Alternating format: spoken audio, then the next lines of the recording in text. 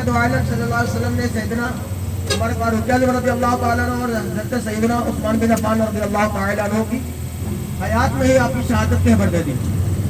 یعنی علم مصطفیٰ تھا کہ سرکار صلی اللہ علیہ وسلم اللہ تعالیٰ نے علم غیب عطا فرمایا کہ سرکار صلی اللہ علیہ وسلم نے ان کی حیات میں ہی ان کی شہادت کی خبر دے دی. سبحان اللہ کہنا چاہیے یار. اب سبحان اللہ کہنے میں کنجوسی نہ کریں. آپ کو یہ بتاتا ہوں یہ مدینہ منورہ ہے الحمدللہ. مدینہ شریف میں ایک نیکی 50,000 نیکی کے برابر ہے. سبحان اللہ کہنے کا تو ملے گا.